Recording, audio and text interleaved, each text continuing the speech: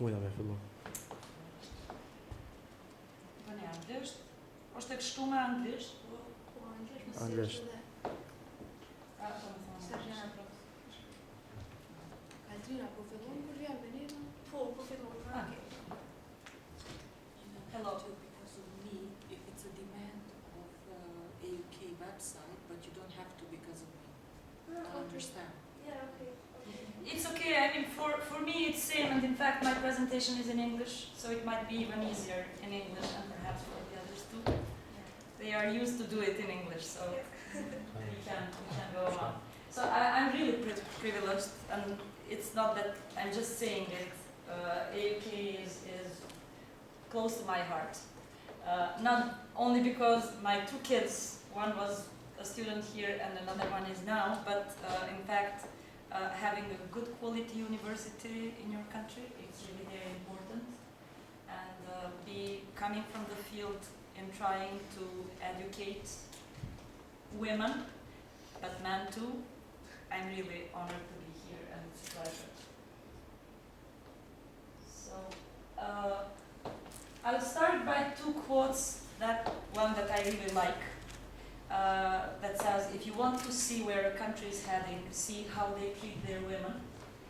And the other one that in fact being used a lot lately, I'm sure you hear a lot, by not using women we lose 50%. It became kind of cliche, but I think it's more a cliche, unfortunately, because it is used by people that should do something and that they don't do it. So I think as young people that are the future of our country, I hope you will not forget it, but really take action to make it possible.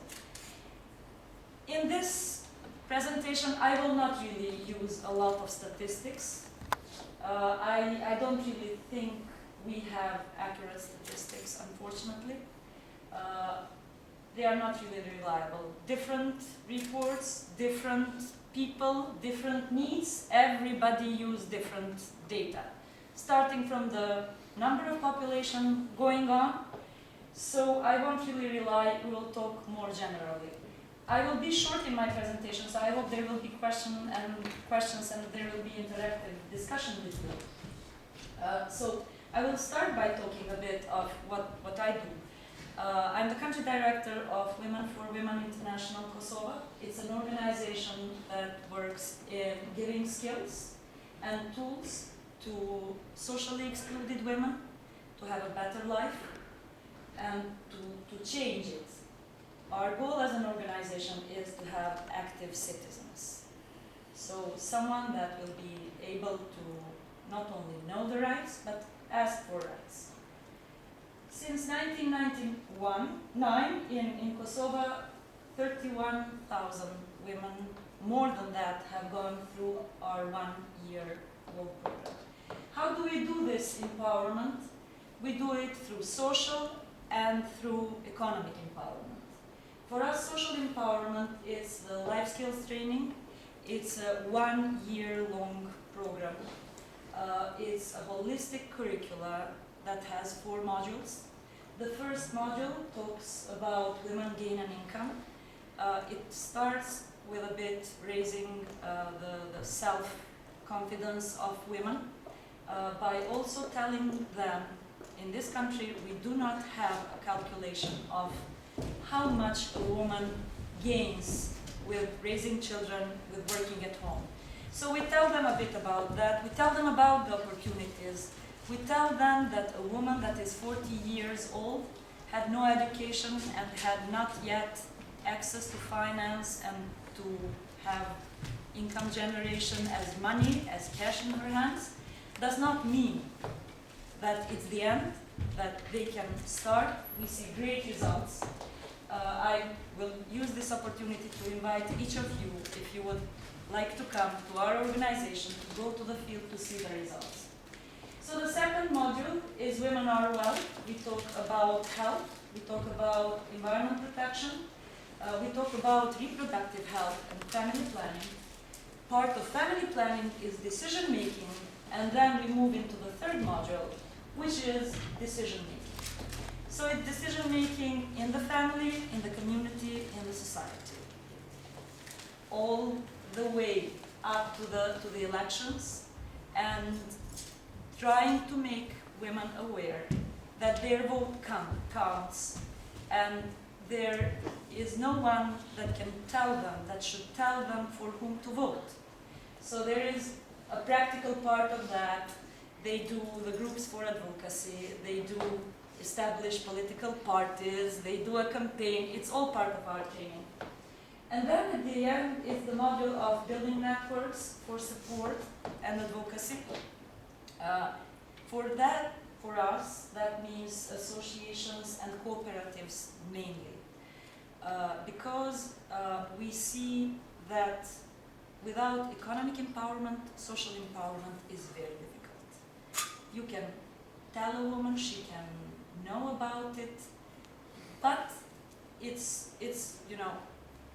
a way that she can, through the economic empowerment, she can go through asking, making the way for her to have a better life. This is the 1-year-long program, and then the same woman receives the second kind of training. I said there is economic empowerment, so we have the second kind of training, which is vocational. It means that every woman will have both trainings. So from the 4th month, we start with a business training. It's more intensive, it's very basic. And then we continue with vocational. For the moment, we have 5 kind of vocational tracks one woman can attend.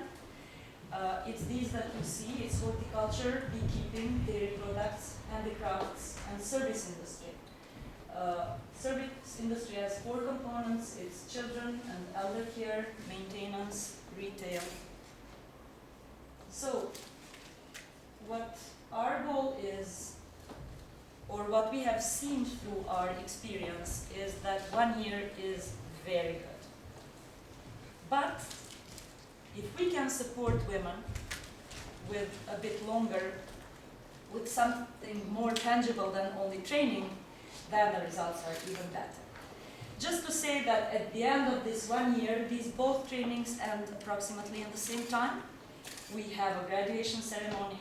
Often women receive for the first time a certificate in their life. So after that 1 year, after certification, we call them graduates. So what are our projects in helping graduates? Since 2012, we have had a project that is called Job Placement Office. And through that office, 440 women have found a job. We do facilitate, we do intermediate, but we don't really get into signing the contracts, looking at the details of how women do with the employer. What we do is to go back after a while and ask if the employer and the woman are happy with the job of each other. Fortunately for these 3 years almost, we have had no complaints. So we saw that it would be very good if women become independent. So from a database of 800 women that can be employed, we have chosen 100 of them to do a career building training. So during this year, we will have 100 women going through that process, learning how to put a CV, how to do an interview. We do teach them that a bit, but this is more sophisticated, and we hope they will become independent. We also train them because we have had a signature with Kosovo Job, which is a portal, a job portal.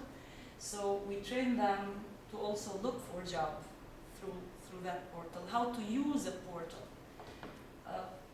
I have had this question when I went for an interview on TV, so the journalist said to me, so you are saying that there is a need to train someone to look for a job on a portal?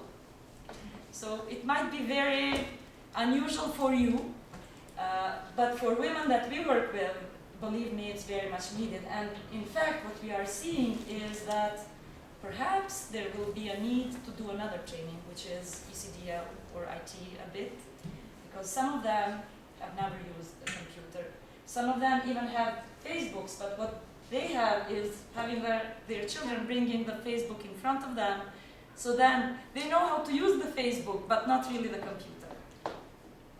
And the last project that we have had, and it's being implemented, it's a very short, but it's very important. We work with Serb women in Štrpce. We work with both Albanian and Serbs. So we have succeeded to make them work together. What they saw when they wanted to register perhaps cooperative together was that they had difficulties to communicate. So if we were not there for them, they know basic, but to cooperate, it's a bit more than that. So we have a group of women, 30 and some, 32, 33, they some not better, Serbs who are learning Albanian, and 16 Albanians who are learning Serbian language. So we hope we are going to be successful, and it's beautiful because more and more are coming to ask for that training. When they see that it's being held, they come to ask for that. So we hope it's a future thing for us too. So as a result, from our long time program, we have very successful businesswomen. One of them has been awarded last year as one of 5 most successful women. It's interesting because she is not very highly educated. She knew how to sew, so when she came to the program, she learned a bit about the business skills, and she gained self-confidence to start. So she's doing very well now. She has a contract with Prizren Hospital, with ETC. She sews the bed sheets. We have 17 associations and cooperatives. We are enthusiastic about that because it's very difficult that every woman that we work with becomes a businesswoman.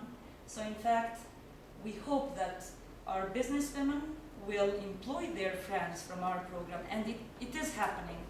But the chance to be successful is much bigger if they work in groups. So our associations, I'm sure you have been able to see in different fairs if you attended. They sell ayva, turshi, things like that,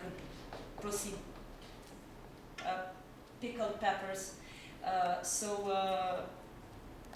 But now, fortunately, Kosovo has the law on agriculture cooperatives.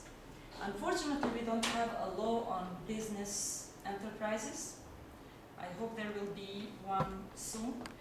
It would help our women. But for the moment, as we are very much focused in agriculture, they are establishing one. 2 of them are already established, and we are in the process of establishing 5 cooperatives. That means additional training of how does that function. That means technical assistance, etc. We have also had a project, because what we have seen with these groups and businesswomen is that when they apply for a grant, because they are poor, it's very difficult to start a business with their means. So they apply for a grant, they say, bring me a business plan. And they didn't have one. So we had a training for 15 women. So out of that training, they have learned how to put a business plan, but they have also prepared a business plan during the training. So at the end, we had 15 business plans ready so they can apply. We are having 2 other projects in agriculture, providing inputs for raspberries, wild strawberries, beans. And last year, we had a very good cooperation. In fact, these trainings are more a result of last year. USAID program on agriculture helped our women, 43 of women. So they did very well on medicinal herbs. And we found a business that came to buy those products. So 43 women gained some money, and we thought it's a good idea. So let's go on. We learn through what we do. We also do advocacy activities. We were here when AUK prepared, had a presentation of a medical doctor last year. This year we did it in our center. So 35 women met with a doctor, but we also join Yeta Vita in their activities every year for the walk. We also have different activities for the 16 days of action against violence against women. And we will also part, if you remember last year, the London conference, Angelina Jolie. So that's it. So this is about our program. I don't want to be longer on that, even though I could talk endless. But about women, do we use the 50% of population? We did some good steps. As Kosovo, we did some good steps, but we are far, far away from what is desired. We have very good laws. We even have, even though we are not the signature of UN, we are not part member of UN, we have put it in our constitution, the CEDAW. So it's the against violence, against discrimination, any discrimination against women. It's a convention. So we are good in putting laws. 1 year ago, we had a survey. We did a survey together with EBRD to look at the laws regarding gender equality and their implementation. What we found out is that we have very good mechanisms to ensure gender equality. You see, we have all these institutions. We have Agency for Gender Equality, which had today a meeting, and in every ministry we have officers, in every municipality we have officers. We have women caucuses in municipalities, at the parliament. Sometimes I have a feeling that I had heard once someone saying, if you don't want a job finished, then put as more mechanisms as you can. So then they blame on each other and nothing is achieved. It is a bit like that. Everyone does more theoretical, but not really practical part. So not a lot of results on good laws, implementing the good laws. So we found out that there is a huge gap between legislation and implementation. So there is no gender responsive budgeting yet in any. No matter we have officers, there is no gender responsive budgeting. On the labor law, we have some rights for women on maternity leave and things like that. There is no follow-up research. Nobody knows the facts. There is a lot of talk. I'm sure you heard about the maternity leave, the discrimination. They don't want to employ young women because they don't want to pay for 6 months of their maternity leave. Then businesses giving feedback saying that's not right. You are just saying that, show us some numbers. So it's true, there are no numbers. And so collecting data is a challenge. Nobody knows. And then communication between local and central level, and cooperation between civil society and governments and donors, it's almost non-existent sometimes. So we had focus groups of women that were looking for jobs or have jobs, and we also had focus groups by women entrepreneurs. What we found out is this. Focus group found that there is discrimination when they look for a job.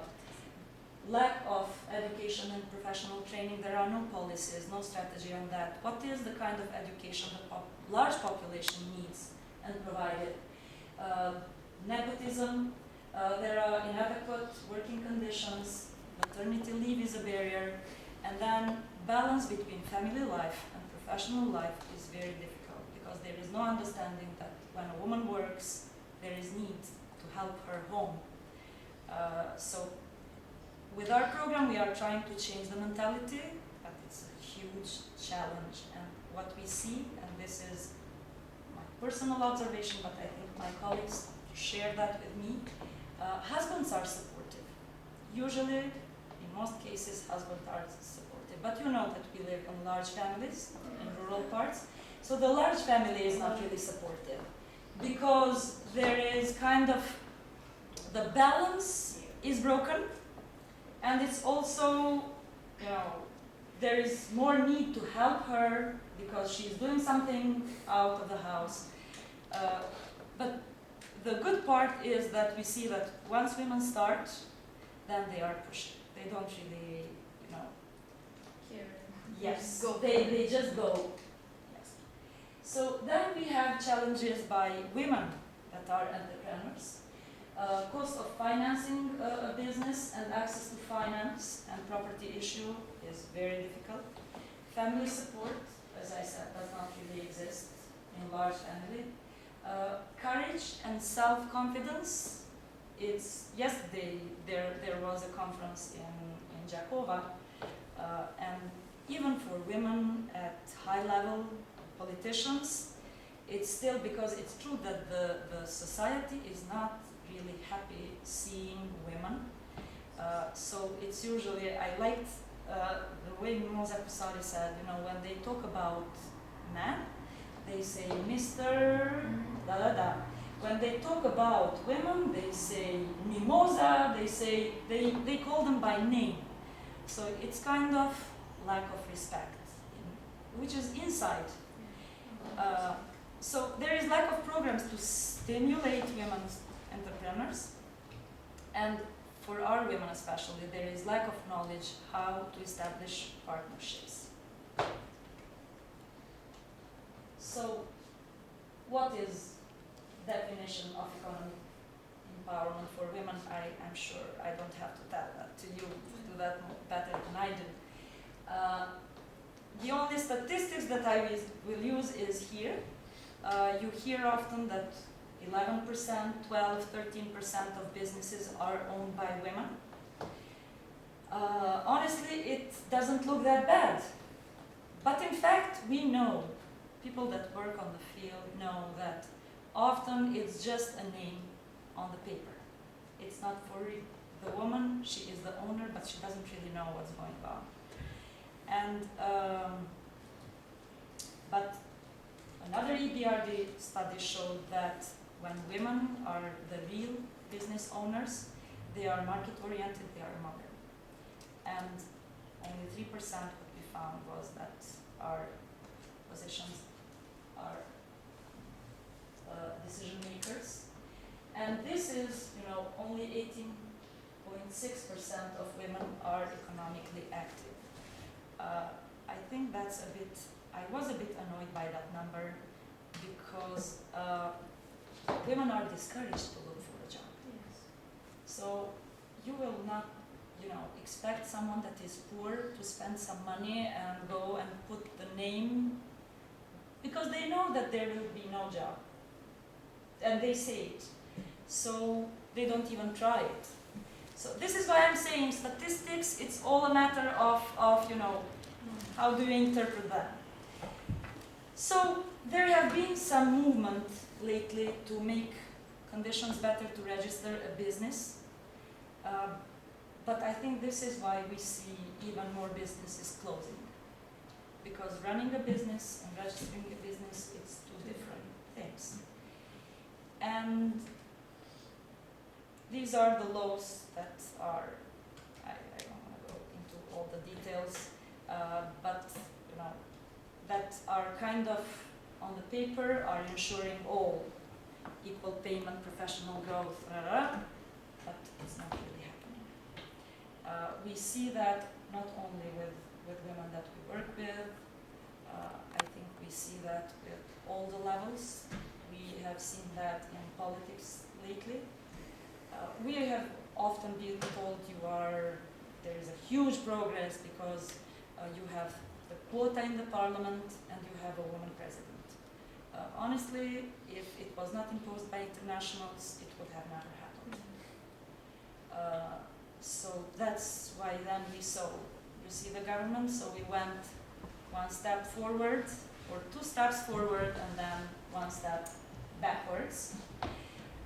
But this is why I think there is plenty that you can do.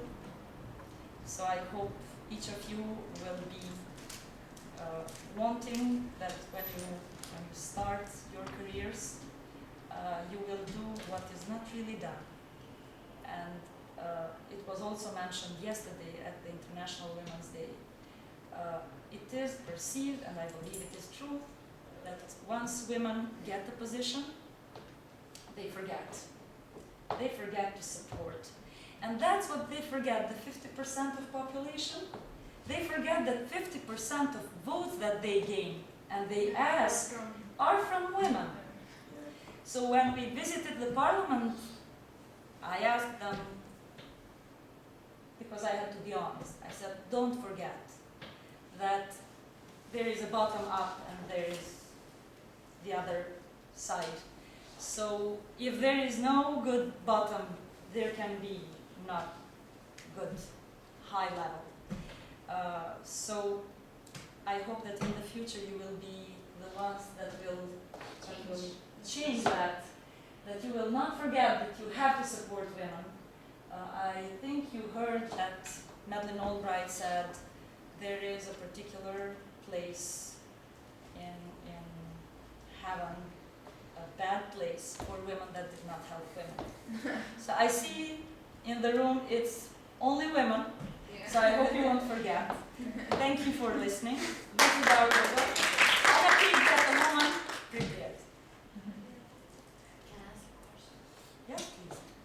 Okay, so I'm Hannah, and thank you for the presentation. Since I'm a feminist and I'm very sensitive to this issue, and I wanted to ask you because a couple of days ago I had a research for a course about the violence, how to prevent violence against women during conflict wars, and I saw that there's a lack of funds in hospitals for women that live in rural places because when they were raped during wars, conflicts, they were like harmed, and there's not such fund to help them cure.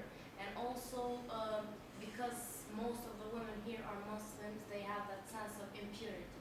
So is there any kind of any organization that helps this part of women that were raped? And Yes, there is. And that's, I mean, first, it's not only a Muslim culture. It was interesting on 2011, because I didn't say my organization is headquartered in DC, and we have offices around the world. And 4 of them are in Africa, mostly where women have been violated. And 4 of them are in Africa: DRC, Nigeria, you see the Boko Haram now, Rwanda, and South Sudan. And we had an office in Iraq, in Afghanistan, in Bosnia, and here. And in fact, the whole organization started for the women violated during the war. So back then in 2011, what we were showing at the fundraising was a video where a woman from DRC was talking about being raped and having a child being born out of that rape, but then she was expelled from her family. She had to go and live on her own. Her daughter was 2-3 years old. She was saying she thinks that her father is Women for Women International. And back then I told my colleague from Africa, I said, you see, I don't think that we will be ever able to see a woman in Kosovo that will go publicly and talk about being raped. It's a taboo. And she said it's a taboo there too. It is. It's just that there was one woman, and we have seen that in Bosnia. So the problem was, this is a long time problem for us now. The problem was that immediately after the war, nobody wanted to talk about that. Not women, not their families, not the society. And there were no funds, of course. Fortunately, there have been some steps taken, and our president was part of the London conference, which is ACT Now, and exactly because in most wars, now it's more dangerous to be a woman in a war than a soldier. So now there is a group that is led by the president that is working on that. We have seen on 2013 changes in the law of martyrs. So women have been included there, but unfortunately not with all the rights as other martyrs, just for a couple of more rights. And yesterday at the conference, I was told that in fact there will be a pension for them when the budget will be in June. There will be a revision of the budget. Honestly, now this is from me, and it might be wrong, but I have to say it. I think this is another discrimination against those women. I don't think that in the revision in June there will be a sufficient budget. So I'm afraid that there will be even more harm, because then we will tell them, well, we wanted to, but unfortunately there is no budget, perhaps next year.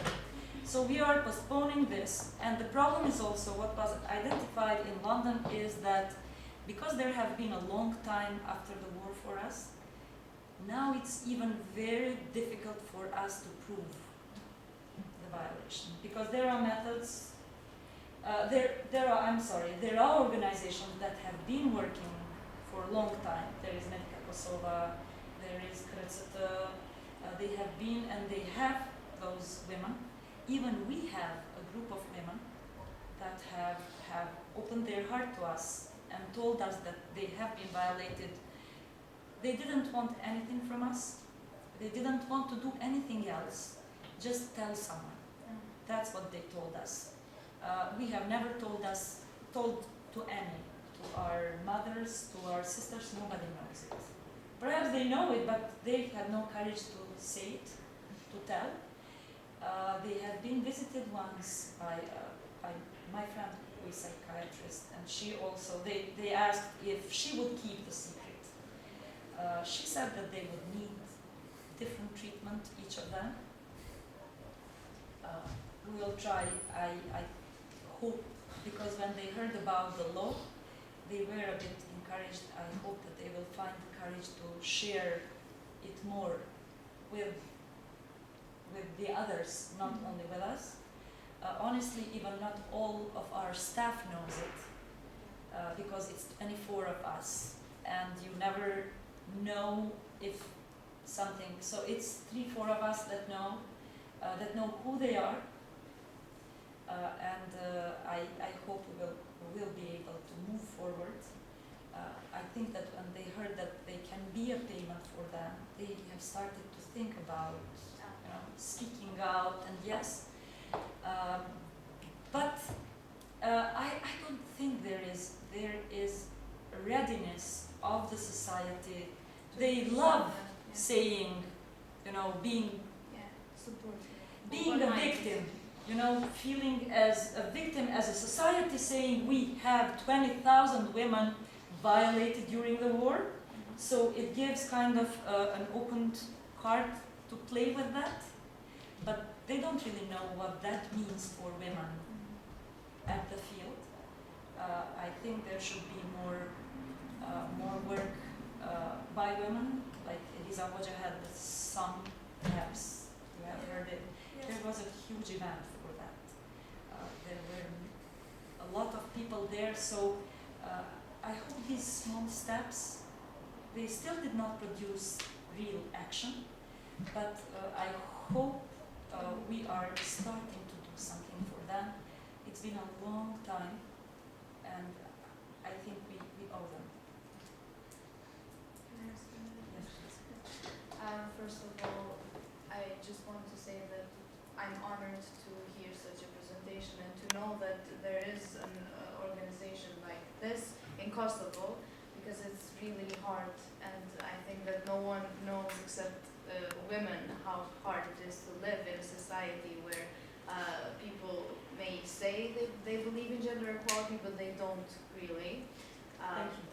And I just wanted also to motivate you, because you said that even your improvement isn't that big, but it isn't that huge, because you have a greater goal that you want to achieve. But I just want to say that every step counts, even if it's like small steps. Everything counts, because we see them, women see them, and we're very honored to know this. And I had a question because I've heard about your initiative about the 8th March, and I thought that was amazing. Even Anej mentioned to us, did you like it? Did you like it?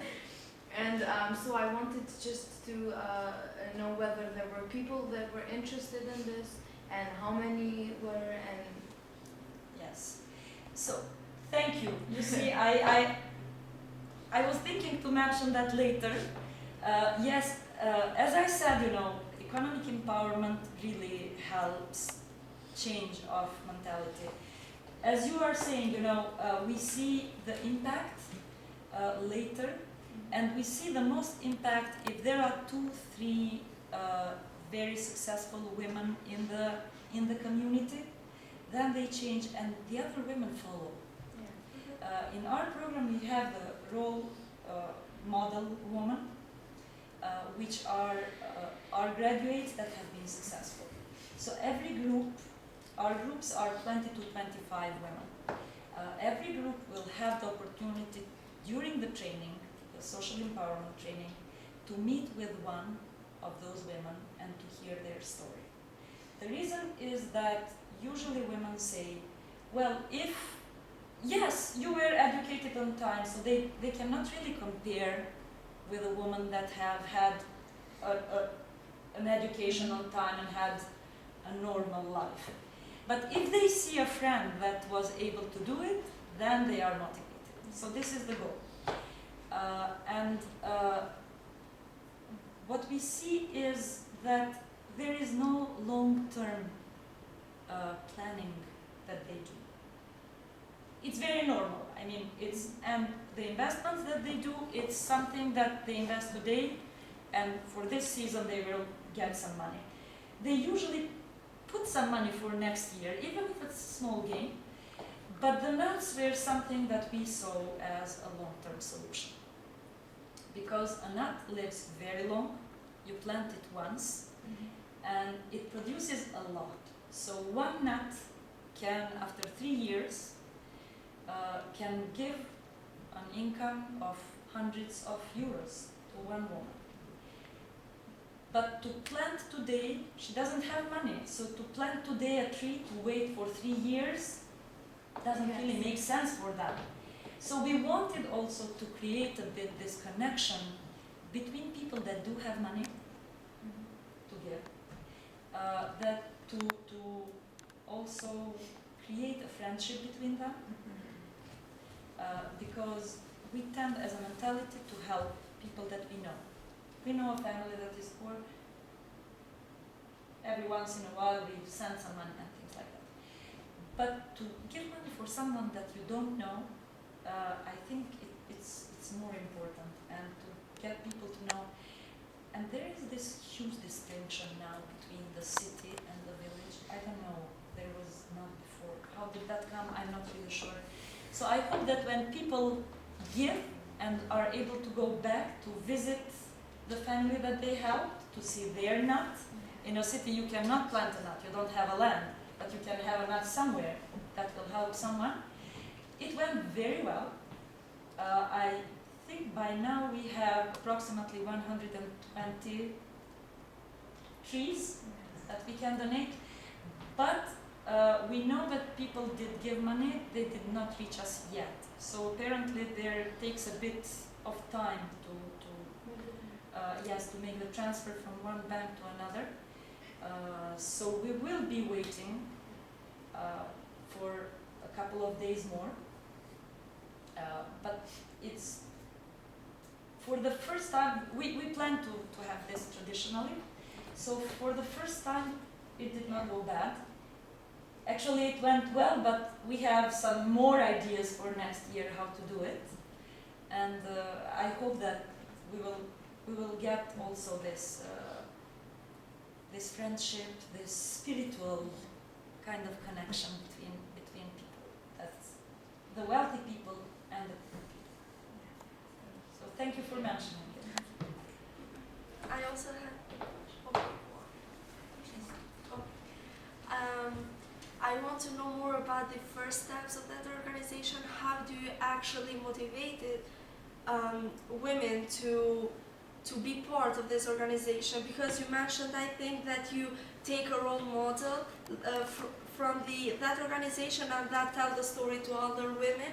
But how did you motivate women firstly? We do. In the very first steps. Yes, very first steps. Visa works on that. We have a team. We first do the identification process, and then we do go to the community, the assessment. We do the community assessment. So we first check if the community is really the one that needs us. Then we go to do the presentation. We usually do that, I mean, when we do the assessment, we usually go to talk to someone in the community that is important. Like, sometimes it's the eldest person, sometimes it's the director of the school. It depends, you know, no village is the same. So we go, we tell them who we are, we tell them what we want to do. Sometimes we are very welcomed. Sometimes we are welcomed verbally, but then they fear a bit, but still we have been lucky. We were almost never rejected by a community. And then what we do is we do put an information that there will be a presentation of the program. Sometimes we do it twice, 3 times, because it's not a simple program. So we invite mothers, we invite women. They come, so we do the presentation. We tell them what the program is, what is expected at the end, what are the expectations from their side, because like if they have 6 absences, they will be dismissed. So we tell them, if you are not serious, please don't lose us the money. And we have sponsors. We are mainly financed through sponsors. A woman in the developed world will pay $30 per woman, and the woman will get $10 out of that money as a training stipend. It's monthly stipend that she gets. So we tell them, you know, don't start it because we will lose the sponsor, and you will anyway lose the money. So we are very honest. We explain to them.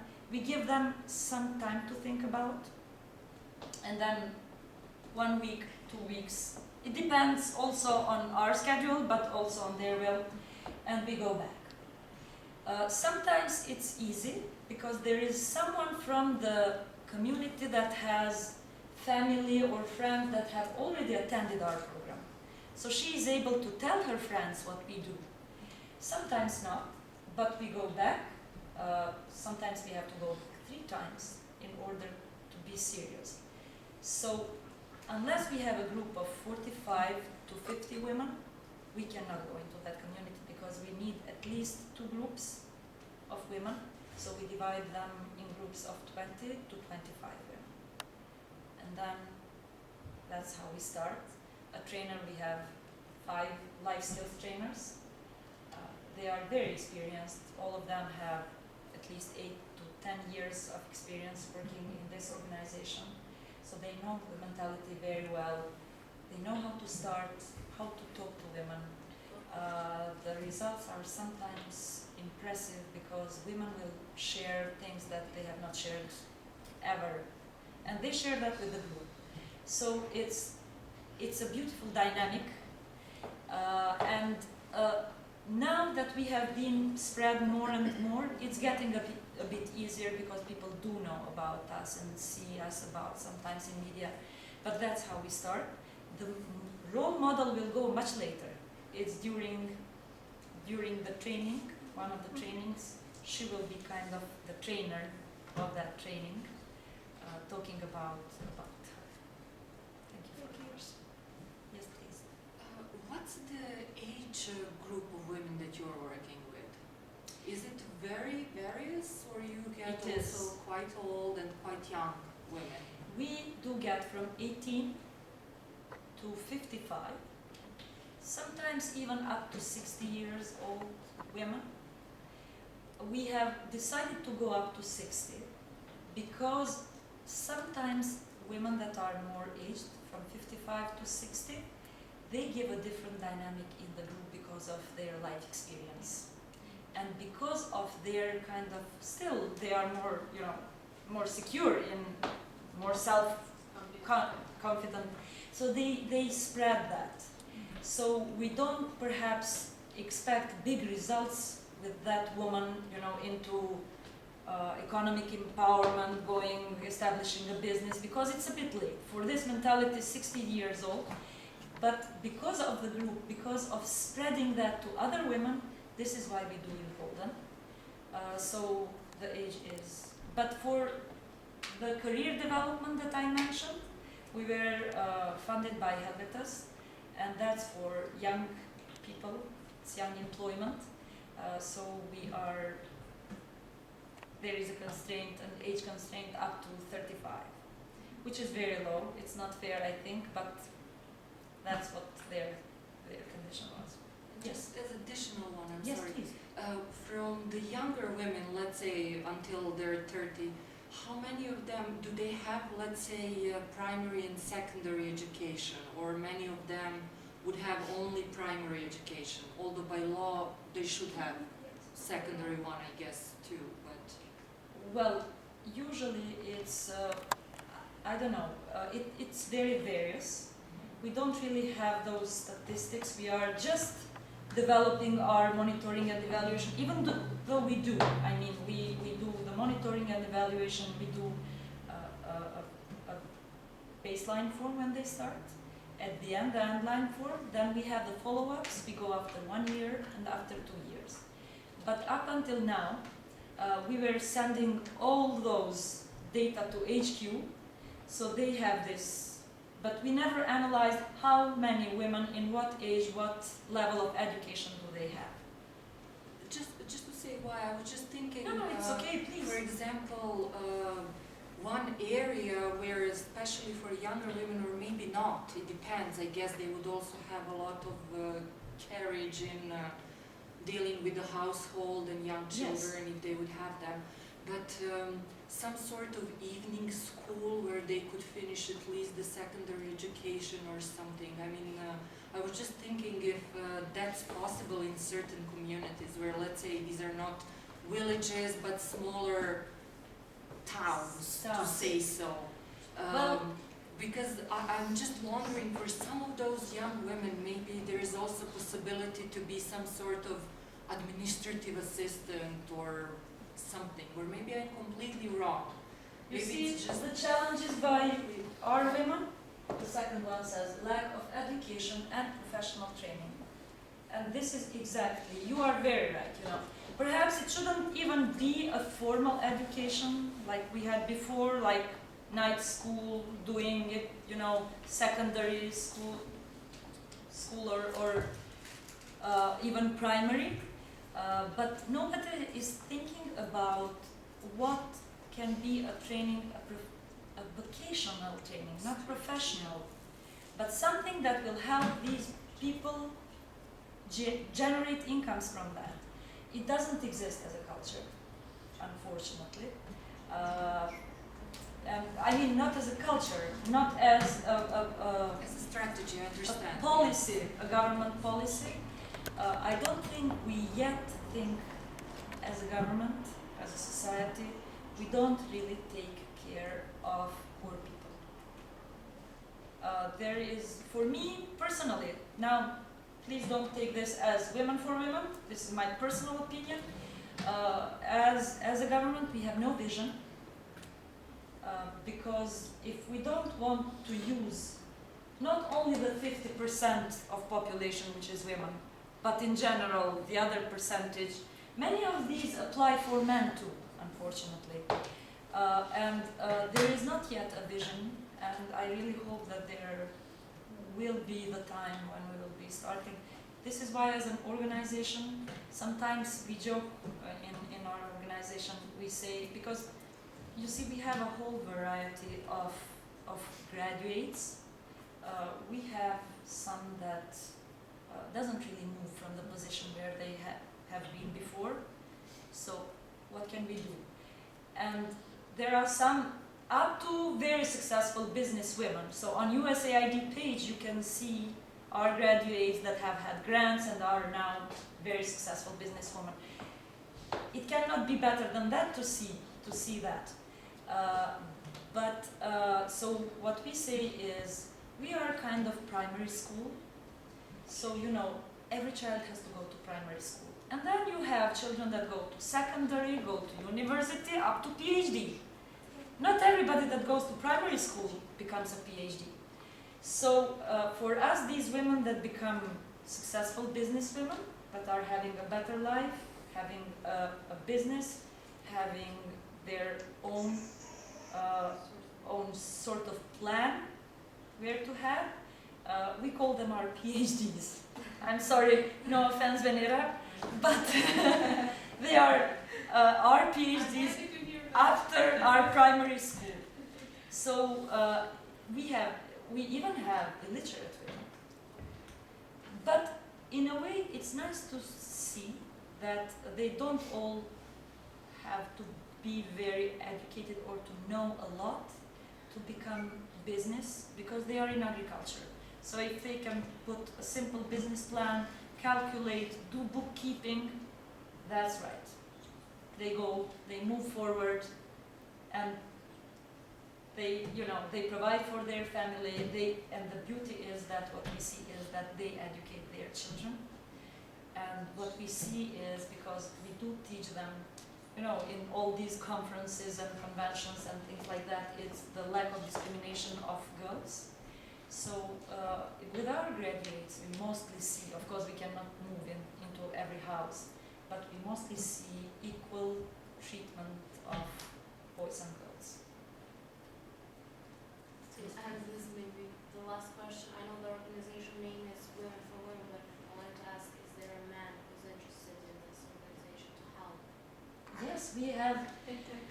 Actually, there are sponsors that are men. If I can just say, why is it Women for Women International? Is because it was established by an Iraqi American who there is a very good book that she has written about her life in the shadow of Saddam, because she was the daughter of the pilot of Saddam Hussein.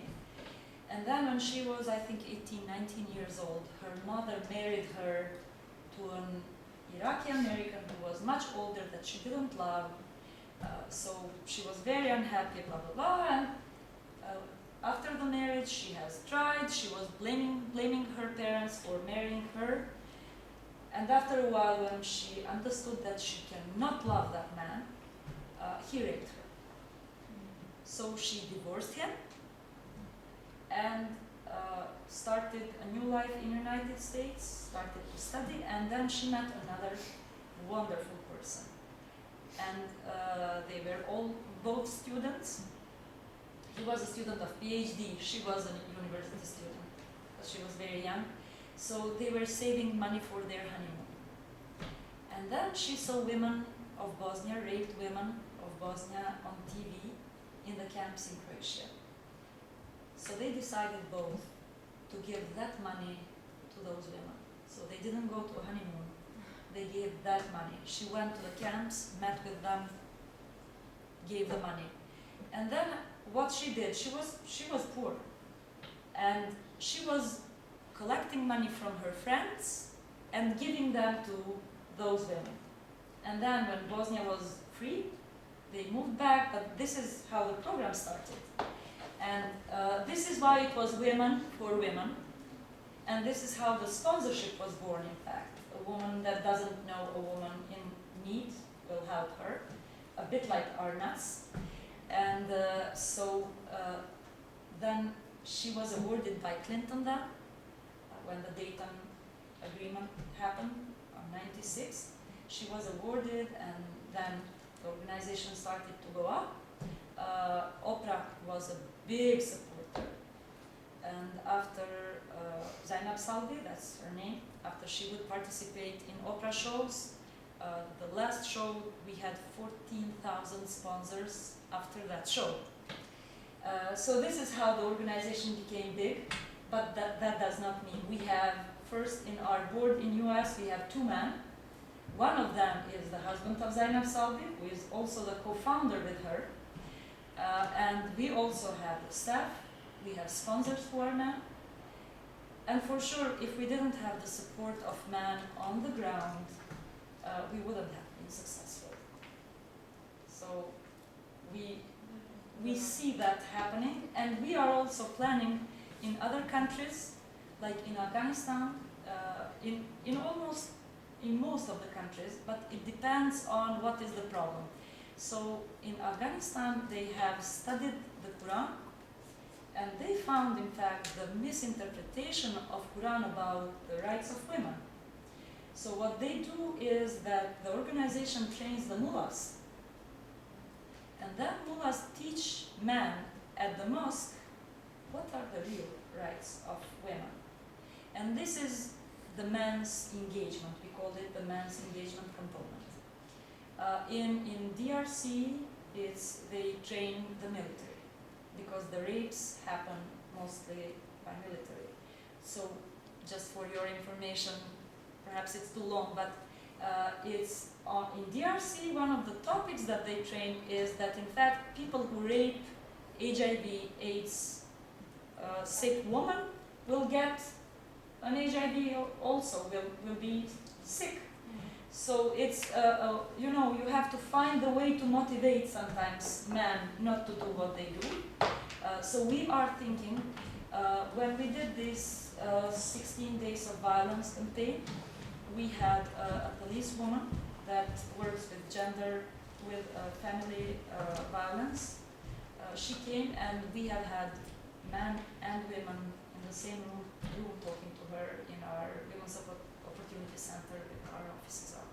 So we are engaging men, and we are seeing good support. It's far from what is needed, but there is men who support us.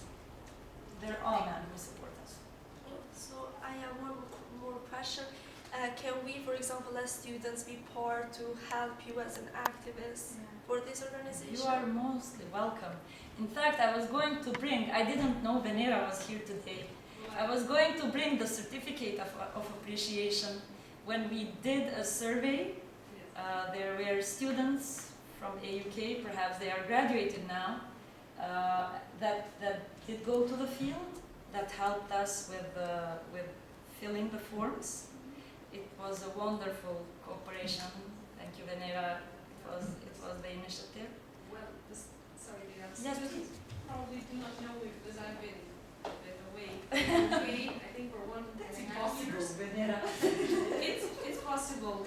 It's because of maternity leave, one of the challenges I identified there. But as an advisor to the AK Charity Club, we've been meeting Iliriana. We went to see the organization, what they do, and we try to have some, let's say, initiatives together. One of them was the students being part of the survey, field survey. Ripadu is not here anymore. I was on maternity leave, but I hope we will continue. Yes. We are continuing with Mrika, actually. Okay, now Yes. she's in the center with. Yes, she is, and she is part of a project that American Hospital is doing, a survey with pap smears for women of a certain age. Sorry? Action for mothers. Yes, Action for Mothers. So from 1,000 women that they will be doing the pap smears as part of the survey, 100 will be our participants of the program. That's great. So I hope, we will continue. I was so happy to realize that Iliriana was going to be here giving us the speech. Thank you very much. I tried to save some time and be here. So I I'm hope we honored, will continue Daniela. working with women from Women Network, organization, and our students to be part of it. Because, we need to do a lot.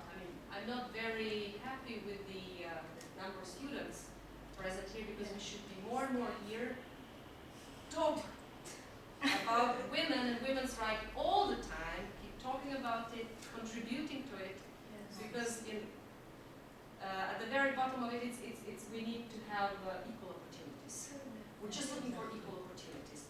Give me equal opportunities and I can perform and excel as a man too. So in order to have equal opportunities from the very beginning, we need to work work a lot, talk about it, and do, I mean, as much as We have to start Yeah. much earlier even, Yes. but I really Even appreciate small, what small, you small, said. small steps Yes, would- yes, would no, count I to- fully agree. We are an organization that does small steps. We do very small steps. We do very kind of discreet. Um,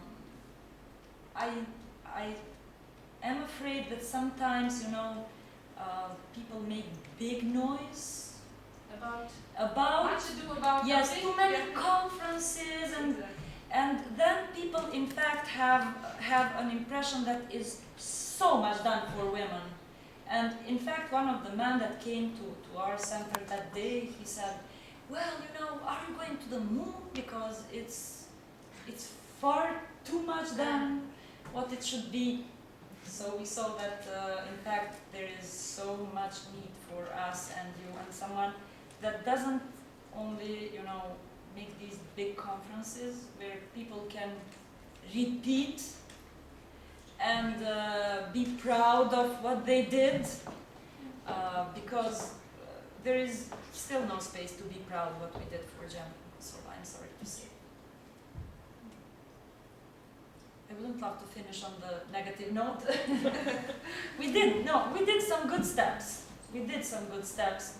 And like I see now that even the president is sometimes more appreciated, more respected. We are kind of, you know, starting to accept that, okay, well, if we have to, we can have a woman president.